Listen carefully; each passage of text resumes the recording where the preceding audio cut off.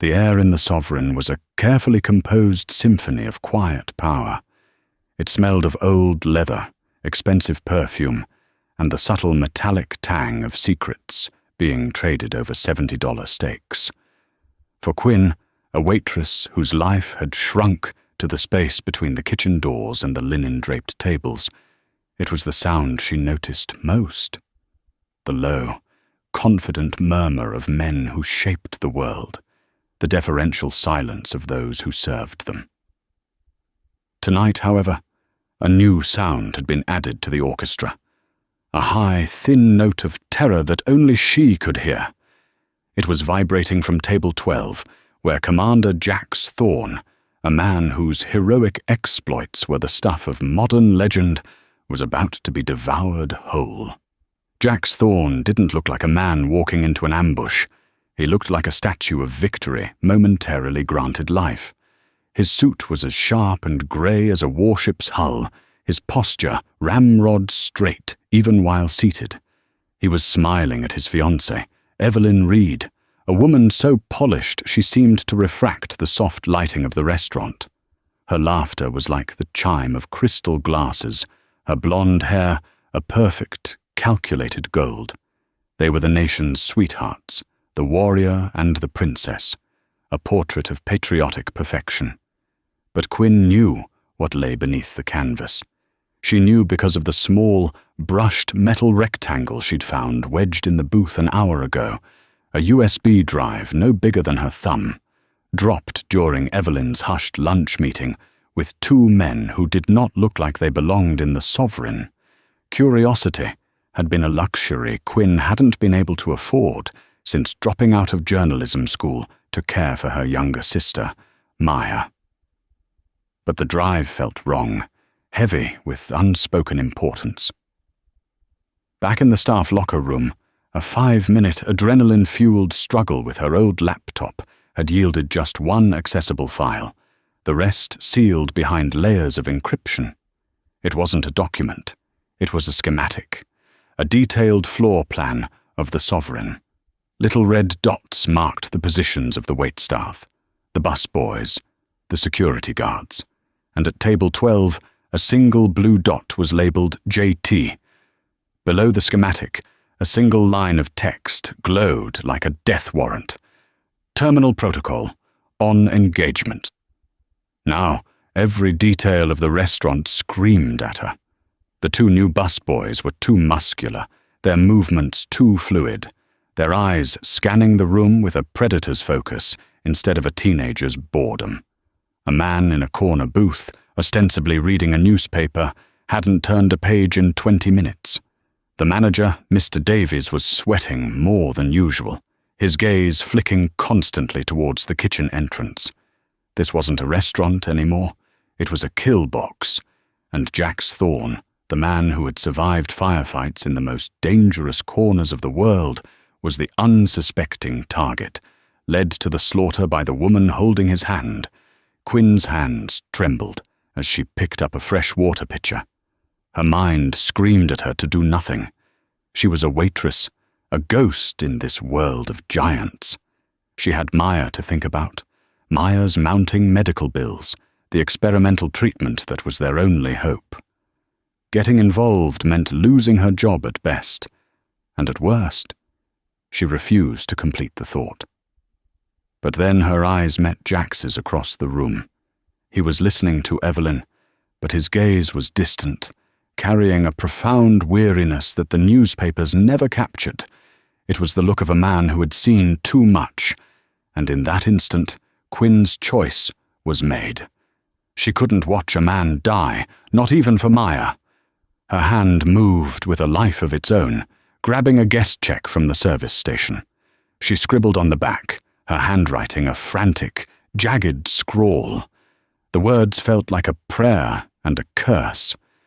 She walked towards the table, her steps feeling both too slow and too fast, the pitcher of water a pathetic shield. "More water, Commander?"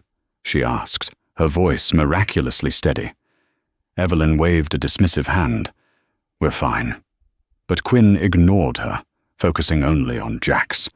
She leaned in, her waitress's smile a mask of sheer terror. As she filled his glass, her other hand, the one holding the check, slid across the table. Her fingers brushed his, tucking the folded paper into his palm, a desperate, fleeting contact. "Read this," she whispered, the words barely audible over the restaurant's hum. "Now." Jax's eyes, a startlingly clear blue, lifted to meet hers. There was no confusion in them, only a sudden, sharp stillness. For a terrifying second, she thought he would call security, that he would hand the note to Evelyn. The entire world seemed to hold its breath. Then, with an almost imperceptible nod, his large hand closed around the paper, drawing it discreetly into his lap. Beneath the table he unfolded the small piece of paper. Quinn had written only 8 words, a message she prayed was enough to pierce the fog of love and trust that surrounded him. "Your fiancé set a trap. The staff is fake. Leave now." Something shifted behind Jax's eyes. It wasn't alarm, it wasn't fear. It was a chilling transformation, like a placid ocean surface, suddenly revealing the cold, massive predator moving beneath. The weary soldier vanished, replaced by the Navy SEAL. His gaze swept the room, no longer a casual glance, but a tactical assessment. He saw it all in a heartbeat. The 2 still man in the corner, the muscular busboys now subtly shifting their positions to flank the exits, the manager's panicked face reflected in the bar mirror. He saw the geometry of the trap. His eyes finally landed back on Evelyn. She was recounting an amusing anecdote, her performance utterly flawless, completely unaware that the curtain had been torn away. Jax placed his napkin on the table, his movements economical and calm. He stood, leaning down to kiss her cheek, a gesture of chilling intimacy. "Forgive me, darling," he said, his voice smooth as polished steel. "I just remembered a call I have to make. Urgent." He didn't walk toward the front door. He walked toward the kitchen. The moment the swinging doors closed behind him, the symphony of the sovereign exploded into a cacophony of violence. The man in the corner booth was on his feet, a suppressed pistol appearing in his hand as if from thin air. The 2 busboys moved with terrifying speed, not to clear tables, but to draw weapons, their targets the uniformed security guards by the door. 2 sharp, silenced cracks echoed through the dining room, and the guards crumpled to the floor. Panic erupted. Diners screamed and dove under tables. Evelyn, the picture of innocence, let out a perfectly pitched shriek, her hand flying to her mouth as she played the role of the horrified victim. But as chaos swirled around her, her eyes found Quinn. The mask of terror dropped for a single, naked second, replaced by a look of pure, murderous rage. Evelyn knew. She knew who had ruined her perfect plan. A hand like a steel vice clamped onto Quinn's arm, yanking her backward. Jax was there, a ghost of violence who had somehow circled back through the chaos. He didn't speak, just pulled her through the kitchen, a blur of shouting chefs and clattering pans. One of the fake busboys appeared in the doorway, raising his weapon. But Jax was faster. He grabbed a heavy skillet from a stove and threw it with brutal accuracy. The cast iron connected with the man's head with a sickening thud, and he went down hard. They burst through the rear exit into the cold, damp air of the alley. The sudden silence was deafening after the pandemonium inside. Jax shoved her against the rough brick wall, his body shielding hers, his face inches away, eyes blazing with an intensity that stole her breath. "The drive," he said, his voice a low, urgent growl. "The USB you found. Where is it?" How did you know?" Quinn stammered, her mind reeling. "The men in there are Cerberus operators, private military. They don't move without a client, and they don't do arrests. That was a snatch and grab, or an execution. They wouldn't be here unless something was compromised, something physical. The drive. Give it to me." Her hand trembled as she reached into her apron pocket, her fingers closing around the small metal rectangle. She held it out to him. He took it, his eyes never leaving hers. "You have any idea what you just did?" he asked, his voice tight with a dangerous energy. "I think I saved your life."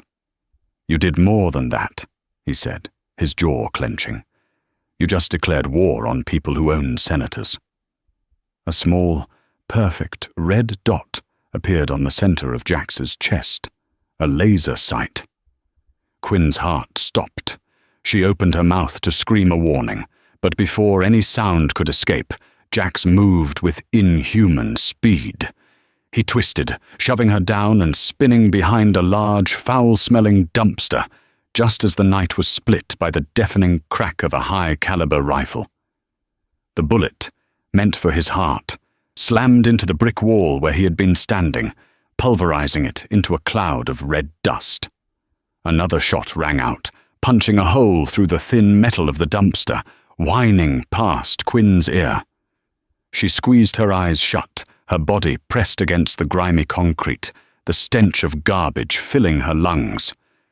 "They're not trying to be quiet anymore," Jax said, his voice unnervingly calm beside her. He peered around the edge of the dumpster. "One shooter, rooftop across the street."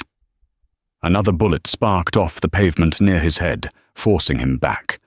"He's not shooting at me." Quinn's blood ran cold. "What?" Jax looked at her, and for the first time, she saw something like grim sympathy in his eyes. "The primary objective failed. I'm out of the kill box. You're the secondary. You're the loose end who warned me. You have the drive. They can't let you walk away." The terrifying reality of her situation crashed down on her. Her life as a waitress, her quiet world of tips and timetables, was gone forever. It had vanished the moment she picked up that USB drive. She was no longer Quinn, Maya's sister. She was a target. "Can you run?" Jax asked, his voice cutting through her panic. I don't know," she whispered. "Find out," he said, pulling a heavy black pistol from an ankle holster. He checked the magazine. "On my signal, you run to the end of the alley. Don't stop, don't look back. There's a black sedan waiting. Go!"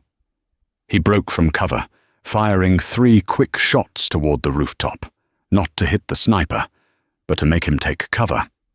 In that split second of distraction, Quinn ran.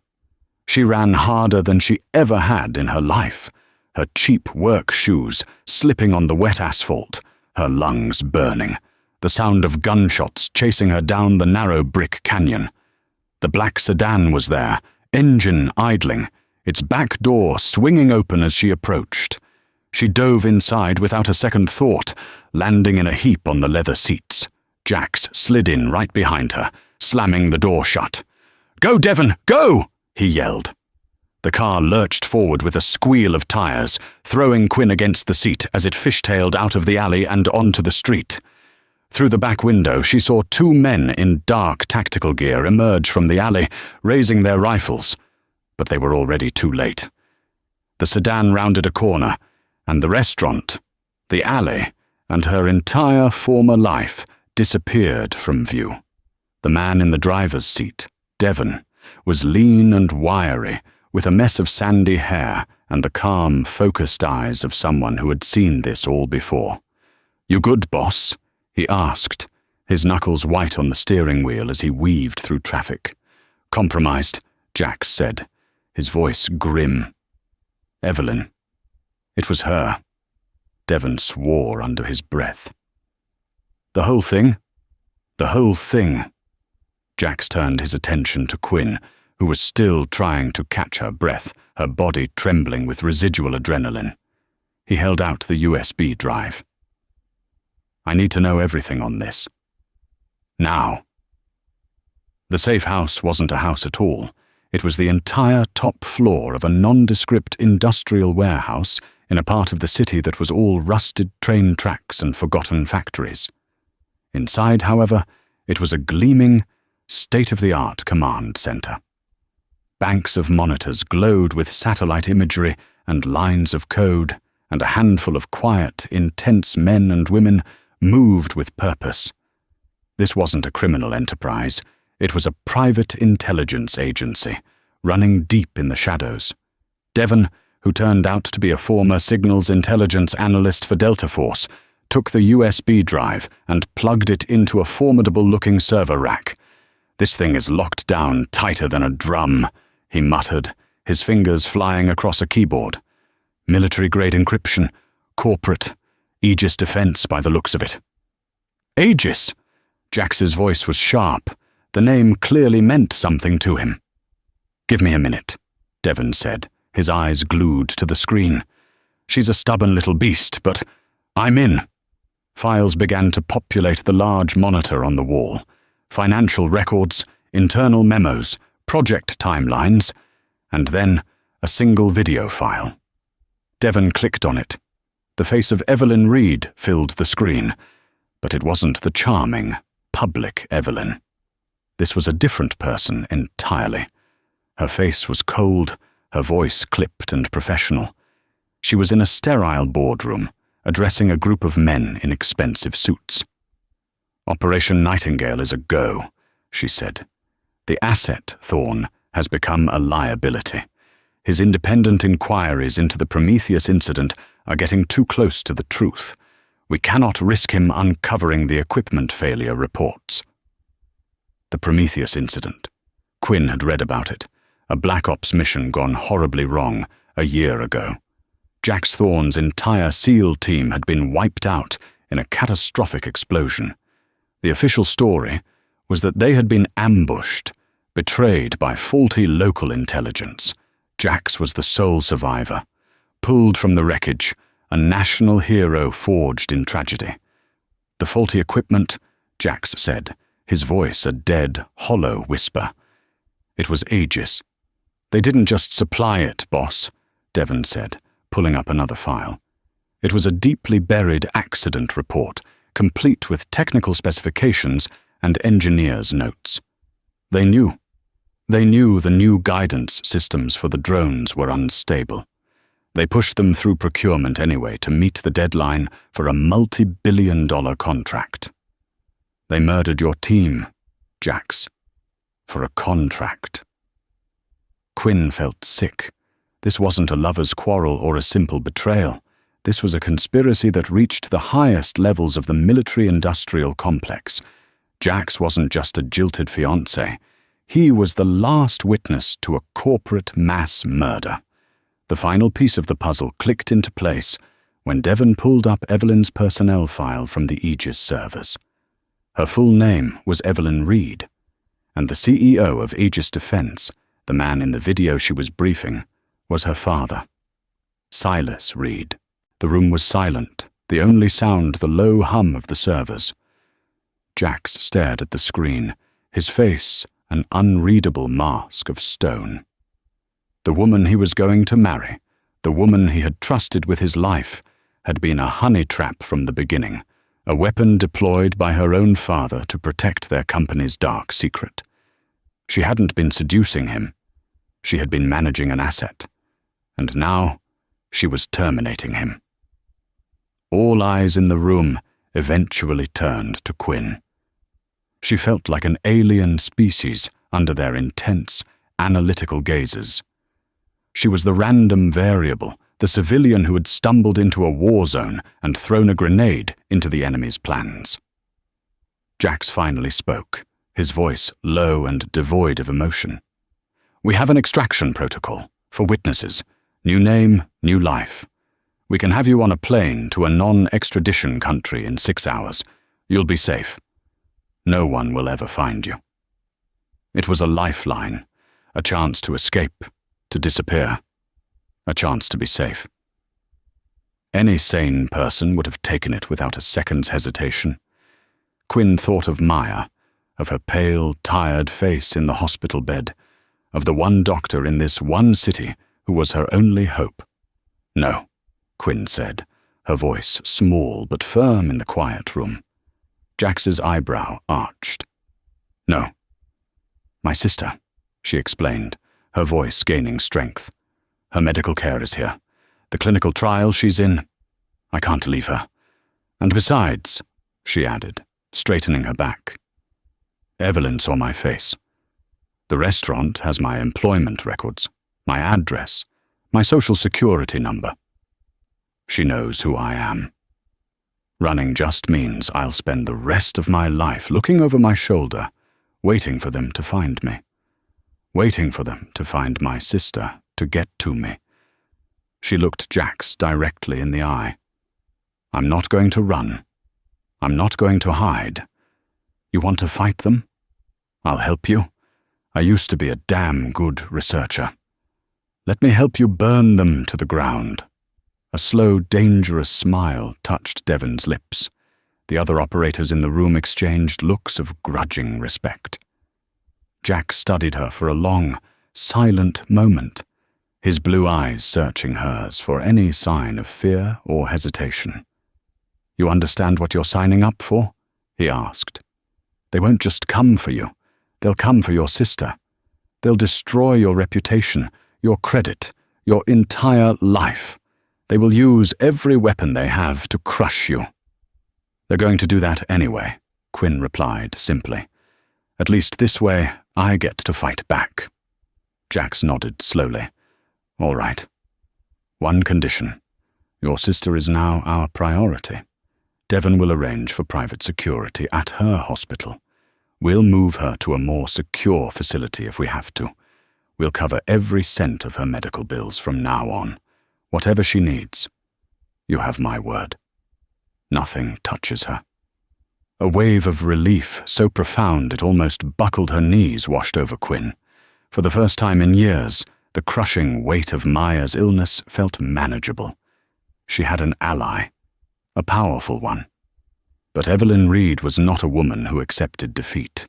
She was a master of a different kind of warfare, a battlefield where truth was a casualty and perception was the ultimate weapon. The counterattack came just after dawn. It wasn't a news report. It was a carefully orchestrated media blitz. Evelyn appeared on every major morning show, her face a perfect mask of tear-streaked bravery. She told a harrowing story of a decorated hero, a man she loved, who had tragically succumbed to the horrors of war. She spoke of his increasing paranoia, his violent outbursts, his struggles with PTSD. The incident at the restaurant, she claimed, was a tragic breakdown, a paranoid delusion where he saw threats in every shadow. Then she delivered the killing blow. She named Quinn. "There was a young woman there," Evelyn said, her voice breaking with practiced sorrow. "A waitress named Quinn Sullivan. It's become clear she's been stalking Jax for months, feeding his delusions, preying on a vulnerable man. The police have found her apartment filled with pictures of him, obsessive notes. She's a deeply disturbed individual who triggered this terrible episode. I just pray they find them both before he hurts himself, or her." Quinn watched in stunned silence as her own face flashed onto the screen, a candid photo from her now deleted social media. The chyron beneath it read, "Waitress stalker at center of Navy SEALs public meltdown." Devon was already typing furiously. "She's good," he said, his voice tight with a mixture of anger and professional admiration. "She had this narrative locked and loaded. The police just issued a bolo for you and Jax. They're not treating you as a witness, Quinn. They've issued a warrant for your arrest. Stalking, harassment, and aiding a fugitive." Her phone, which she'd left in her locker at the restaurant and Devon had retrieved, buzzed on the table. A news alert. The headline was a gut punch. "Local waitress with history of mental health issues, obsessed with war hero. Family says." They had already gotten to her estranged aunt, twisting old family dramas into a narrative of instability. She was no longer a good Samaritan. In the space of a 6-minute news segment, Evelyn Reed had transformed her into a deranged villain, a public menace. She and Jax weren't heroes fighting a conspiracy. They were a broken soldier and his crazy accomplice, on the run from the very people they were trying to save. They were trapped, their names and faces plastered across every screen in the country, their credibility systematically dismantled and destroyed before they could even begin to tell the truth. Evelyn hadn't just escaped the trap. She had turned it around, locking them inside a prison of lies with the entire world as their warden. The warehouse was a cage of silent fury. On the massive screen, Evelyn Reed's face, a masterwork of contrived grief, was reflected in the deadened eyes of the men and women who had dedicated their lives to the shadows. They watched as a machine of public opinion, oiled with lies and fueled by a national hero's reputation, systematically erased Quinn Sullivan and turned Jax Thorne into a monster. Every news channel, every website, every social media feed was a fresh wave in the tsunami, burying them deeper. "They've frozen your accounts, Quinn," Devon said, his voice flat, his fingers a blur over the keyboard. And Myers. "They've flagged her medical file as part of a federal investigation. The hospital has suspended her treatment pending a review." The air left Quinn's lungs in a painful rush. It was a move of breathtaking cruelty, a tactical strike against the one vulnerability she had. They weren't just hunting her, they were twisting the knife, ensuring she knew that her sister's life was now a bargaining chip. Jack slammed a fist onto a steel table with a sound like a gunshot, the impact rattling the monitors. "They're leveraging a sick kid." His voice was a low, lethal growl. "This is how they fight." "We can't fight this," one of the other operators, a woman with a severe haircut and a scar through her eyebrow, said grimly. "Not in the open. Our only move is to extract. Disappear. We can set up a new treatment for Maya offshore, but we have to go dark. Now." The logic was sound, irrefutable. It was the soldier's way, the spy's way. Retreat, regroup, survive. But Quinn wasn't a soldier. She was a journalism student who had been forced to trade her textbooks for an apron. Her battlefield wasn't a killbox, it was a page, a screen, a narrative. And she knew, with a certainty that cut through her fear, that running was a death sentence of a different kind. "No," she said, her voice quiet, but ringing with newfound steel. The room went silent. Every head turned towards her. "That's what she wants. She's built a prison of public opinion. If we run, we validate her entire story. We become the paranoid soldier and his crazy accomplice forever." Jax turned to her, his face a hard mask of frustration. "What's the alternative, Quinn? We walk outside and we're arrested. We can't fight a media narrative when we're in a federal holding cell." "You're right," she agreed, stepping forward, her mind racing, connecting dots the way it used to when she was chasing a story, not running for her life. "We can't fight her on her battlefield. She controls the media. So we have to change the battlefield. This isn't about you and me anymore. It's not even about Evelyn. This is about Aegis Defense. It's about her father." She pointed at the screen where the damning files from the USB drive were still displayed. "This is our weapon. But right now, it's just a collection of data. It has no story, no voice. We need to give it one. We need to build a case so airtight, so undeniable, that it shatters her narrative completely. We don't fight the story she's telling. We tell a truer one. And we make it so loud no one can ignore it." Devon scoffed, though not unkindly. "And how do we do that? We can't just drop these files on the internet. Aegis will call it a corporate smear campaign, doctored evidence from a disgruntled stalker. It's our word against a multi-billion-dollar defense contractor." "Because we're missing the most important part of the story," Quinn insisted, her energy rising. She walked to the main monitor, scrolling through the dense financial records on the USB drive, her eyes scanning lines of code and budget allocations. She was looking for something she'd noticed in her initial frantic search in the locker room, an anomaly she hadn't understood then.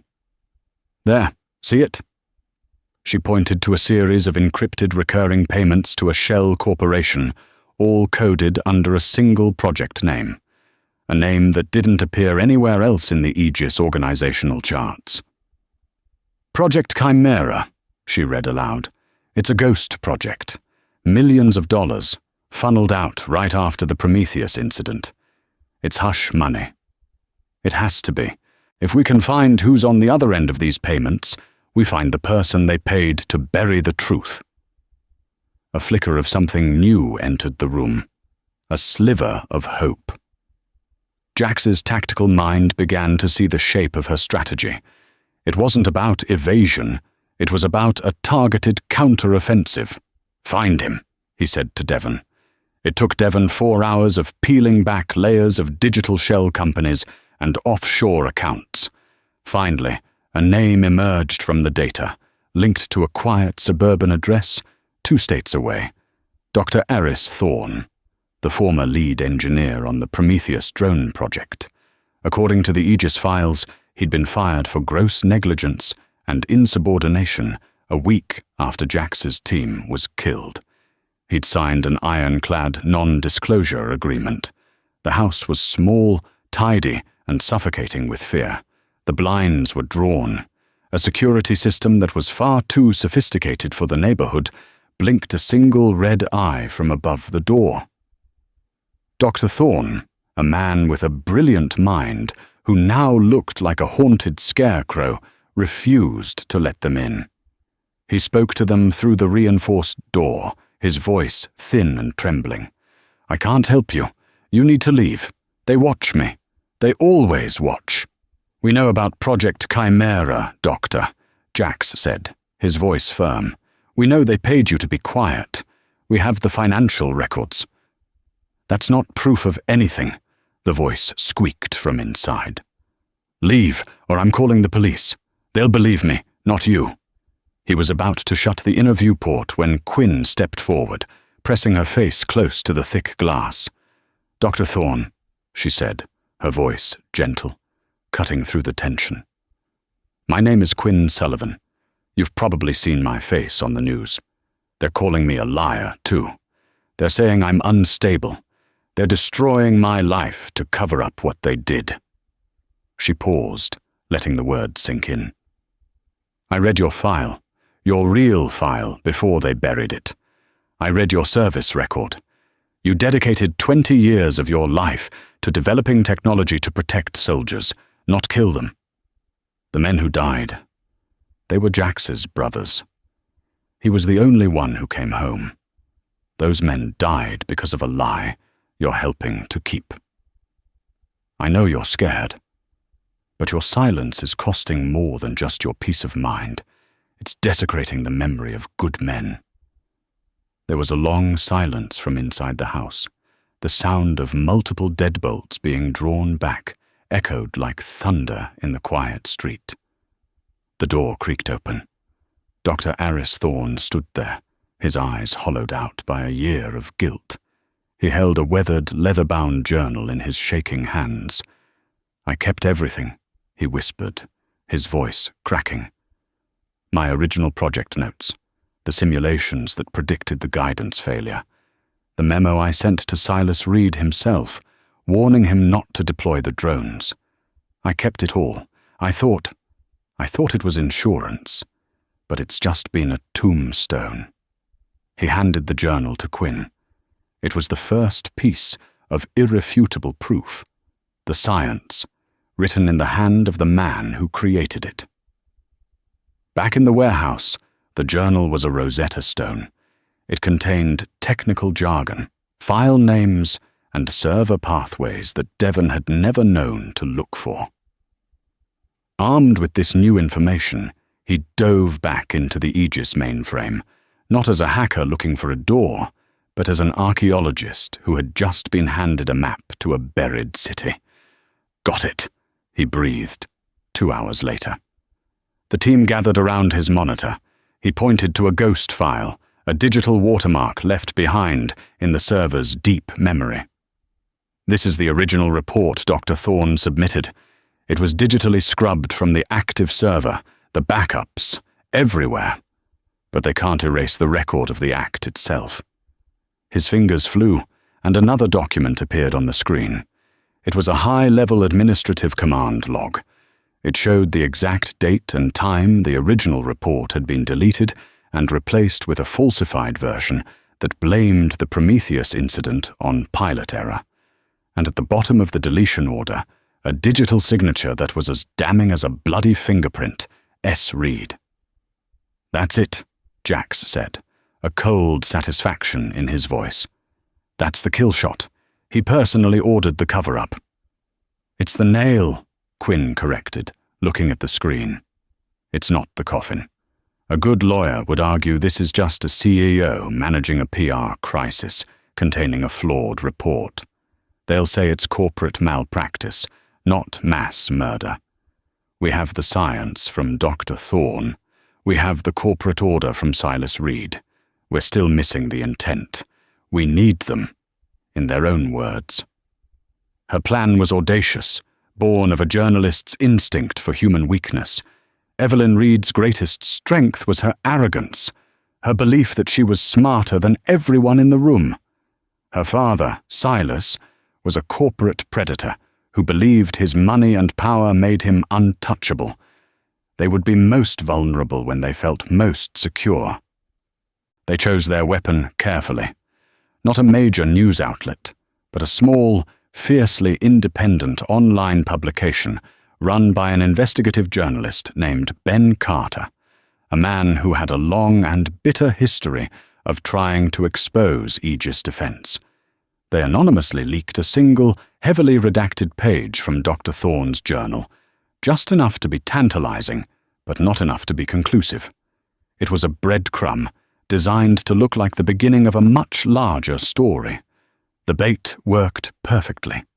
Within hours, Ben Carter's story was a spark causing a firestorm in financial circles. Aegis Defense's stock took a minor but noticeable dip. It was a tremor, a warning of the earthquake to come. It was enough to force the Reeds to react. Jax's team, using signals intelligence, tracked the panicked digital communications between Silas and Evelyn. They scheduled an emergency meeting, not at Aegis headquarters, which they would assume could be compromised, but at a place Silas considered his personal fortress, the members-only smoking lounge of the exclusive Olympian Club, a place so steeped in old money and power that it didn't even have a website. A place where the world's most powerful men spoke freely, believing the very walls were loyal to them. Getting a listening device into the Olympian Club was considered impossible, but the club's head of security was a former Green Beret who owed Jax his life after a botched operation in Kandahar. The debt was called in. A microtransmitter, no bigger than a cufflink, was planted beneath Silas Reed's favorite chair in the lounge 20 minutes before he arrived. Quinn, Jax, and the team huddled around a speaker in the back of a surveillance van parked 3 blocks away. They listened as the Reeds' voices, crisp and clear, filled the small space. "This journalist, Carter." Silas Reed's voice was a low growl, laced with venom. "Where did he get this? It has to be Thorne. I should have had him dealt with permanently." "A corpse would have been a bigger problem, Father," Evelyn's voice replied, cold and pragmatic. "This is manageable. We double down. We release a statement condemning this as industrial espionage. We file a lawsuit against Carter's publication that will bankrupt him. And we intensify the pressure on the Sullivan girl. We leak that her sister's condition has worsened due to the stress of her fugitive sister's actions. We turn the public sympathy for the sick girl into another weapon against the stalker." Quinn felt a wave of nausea. She was listening to a monster calmly discussing how to weaponize her sister's illness. "And what about Thorne?" Silas pressed. "He's still a loose end." "He is," Evelyn conceded. Just like Jack's was. And we had a plan for him. It was clean.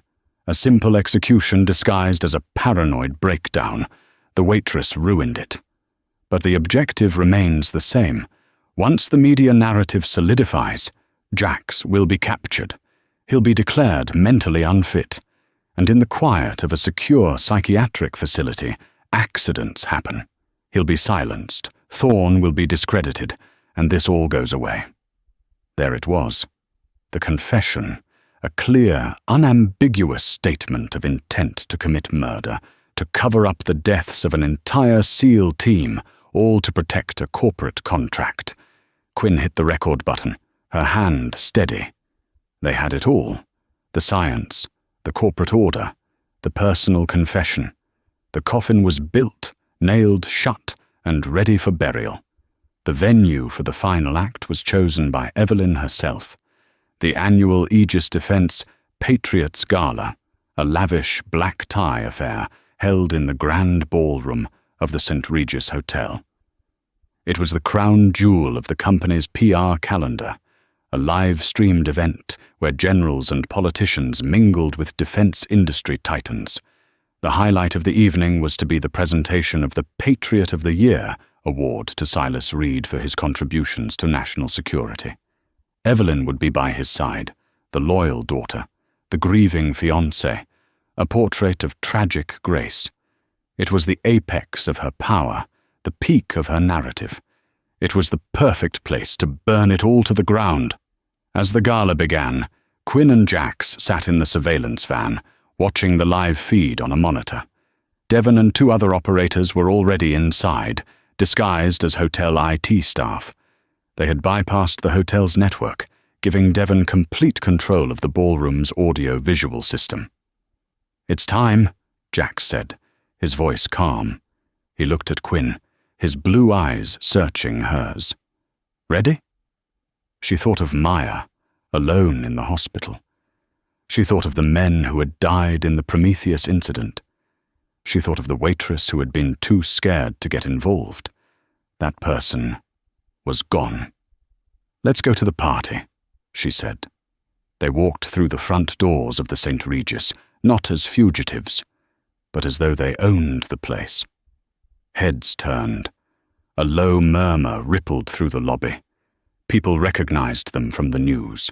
Jax, in a borrowed suit, looked every bit the commander. Quinn, in a simple black dress Devon had acquired, held her head high, her fear locked away behind a mask of cold resolve. They entered the ballroom just as Silas Reed was taking the stage to a round of thunderous applause. The moment they stepped inside, the atmosphere shifted. The applause faltered. A wave of whispers and pointed fingers spread through the room. Security guards, their eyes wide with shock, began to move towards them, speaking urgently into their earpieces. Evelyn, standing beside her father on the stage, saw them. For a fraction of a second, her perfect smile faltered, replaced by a flash of pure, unadulterated fury. She knew. This was not a surrender. This was an attack. "Mr. Reed," the presenter was saying, "your dedication to this country is an inspiration." "Now, Devon," Jax said quietly into a hidden microphone. On the 3 massive screens behind the stage, the slick Aegis corporate logo vanished. It was replaced by the cold, sterile boardroom footage from the USB drive. Evelyn Reed's face, 10 feet high, looked out over the stunned audience. "Operation Nightingale is a go," her voice boomed through the ballroom speakers. "The asset, Thorne, has become a liability." Panic and confusion erupted. Silas Reed spun around, staring at the screen in horror. Evelyn's face went white. The security team froze, unsure of what to do. The screen changed again, displaying Dr. Thorne's handwritten notes, the elegant equations predicting catastrophic failure. Then, the Aegis memo, with Silas Reed's digital signature glowing in stark red, ordering the original report to be deleted. Gasps echoed through the hall. Generals and senators stared, their faces a mixture of shock and dawning comprehension. Then, the final blow. The screens went black, and from the speakers, the audio from the Olympian Club began to play. Silas Reed's voice, plotting to sue a journalist into oblivion. And then Evelyn's, calmly discussing the weaponization of a sick child's illness and the quiet murder of a national hero. In the quiet of a secure psychiatric facility, accidents happen. He'll be silenced. A collective cry of revulsion went through the crowd. The story they had all been sold, the narrative of the brave fiancé and the broken soldier, was being systematically vivisected before their eyes. The audio ended. Silence descended upon the ballroom, thick and heavy. Every eye was on the stage, on the father and daughter, now exposed as monsters. Silas Reed looked like a man who had aged 50 years in 2 minutes. But Evelyn's mask didn't just crack, it shattered into 1,000,000 pieces, revealing the hideous rage beneath. Her eyes found Quinn's across the room. It was the same look of murderous hatred from the restaurant, but this time it was laced with the agony of total, public defeat. The first to move were not the hotel security, but the 2 decorated FBI agents who had been sitting at the head table as guests of honor. They walked onto the stage, their faces grim. "Silas Reed, Evelyn Reed," one of them said, his voice carrying in the dead quiet. "You are under arrest." As they were led away in handcuffs, a disgraced CEO and his sociopathic daughter, Jax, put a steadying hand on Quinn's arm. The crowd parted for them as they walked out, no longer fugitives, but the architects of a stunning reversal of justice. In the space of 5 minutes, they had not just changed the story, they had burned the old one to ash. 1 year later, the view from the office window was of the Capitol building. The office itself was clean, modern, and funded by a grant from the Department of Justice's new Whistleblower Protection Initiative. The name on the frosted glass door read, "The Prometheus Project." It was Quinn's creation, an independent agency that combined investigative journalism with tactical intelligence to help people who, like her, had stumbled into truths too big and too dangerous to carry alone. Jax, officially cleared of all charges and a national hero once more, had declined a return to the SEALs. He now ran the agency's field operations, his skills repurposed from fighting wars to protecting witnesses. Theirs was a partnership forged in fire, built on a foundation of mutual respect that was stronger than any romance. Quinn was reviewing a new case file when her phone buzzed. It was a picture from Maya. She was standing on a beach, smiling, the picture of health. The experimental treatment, fully funded by the settlement from the Aegis Defense lawsuit, had been a success. The crushing weight that had defined Quinn's life for so long was gone, replaced by a quiet, steady strength. A news alert flashed on a monitor in the corner of the room. A small headline announced that Evelyn Reed, having been convicted on multiple counts including conspiracy to commit murder, had lost her final appeal. Her father had died of a heart attack in his cell 6 months prior. Her empire of lies was a footnote in history. Quinn looked out the window at the city, a landscape of power and secrets. She remembered the feeling of being invisible, a ghost moving between tables in a world that wasn't hers. She had been a waitress, a nobody, but she had seen what no one else had, a small detail that unraveled a universe of deceit.